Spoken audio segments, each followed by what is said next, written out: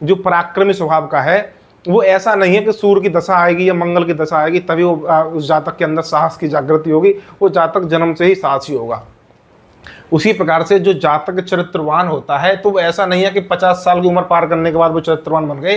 वो बचपन से जब जवानी शुरू हुई तभी से वो चरित्रवान होते हैं। तो इस प्रकार से आप देखेंगे कि जो ग्रह आपकी कुंडली में बलवान होते हैं उनका असर आपके आजू बाजू मिलता रहता है। अब सूर्यदेव की हम बात करेंगे। यदि सूर्यदेव आपकी कुंडली में बलवान होकर बैठे हो तो किस प्रकार से फल देंगे। सबसे पहले आपको बता दें, जैसे मेरा पहला भाव लिखा हुआ है, तो सूर्य आपके लगन के कारक ग्रह होते हैं। अब लगन क्या होती है? लगन, जैसे एक तो लगन होती है आपको, जो पहला भाव होता है जन्म कुंडली के 12 भाव में जो पहला भाव होता है उसको लगन बोलते हैं। उसी प्रकार से जो चंद्र ग्रह हैं उसको चंद्र ग्रह के साथ साथ वो लगन का भी काम करते हैं। और उसी प्रकार से आपके जो सूर्य ग्रह हैं, सूर्य जो ग्रहों में राजा हैं, वो भी लगन की तरह काम करते हैं। अब लगन क्या होती है? लगन होती है हमारा शरीर, हमारी आजीविका, हमारा पद, हमारी आयु, हमारा सम्मान, हमारी प्रसिद्धि। इन सब का जो प्रमुख कारक हैं, इन सब का जो अधिकार है वो लगन में ही समाहित होता है। इसलिए ये माना जाता है कि लगन कुंडली के साथ साथ आपका चंद्रमा और आपके सूर्य भी बली होने चाहिए, जिसको आपके तीन लगन देखने का जो आपको नियम बताया गया है।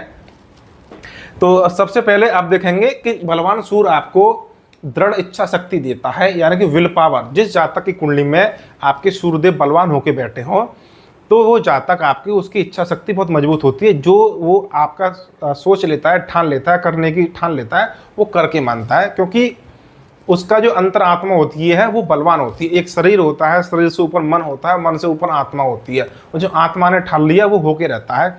तो विल पावर जातक की बहुत मजबूत होती है। और ग्रह कैसे बलवान होता है वो मैंने आपको पहले बता दिया। और वो ग्रह चाहे सूर्य, ये नहीं कि पहले भाव में ही बैठा हो, सूर्यदेव किसी 12 भाव में से किसी भी भाव में बैठ सकते हैं और ये गुण आपको दे सकते हैं। पहला, आपकी विल पावर बहुत मजबूत होगी। दूसरा, आपका चरित्र बहुत ही उच्च होगा, यानी उच्च चरित्र का जो प्रमुख ग्रह है वो आपके सूर्यदेव है। जैसे कि आप जानते हैं कि शुक्र ग्रह आपके चरित्र को कंट्रोल करने वाले ग्रह होते हैं, और उसी प्रकार से मंगल चरित्रहीनता देने में प्रमुख भूमिका निभाते हैं। राहु भी प्रमुख भूमिका निभाते हैं।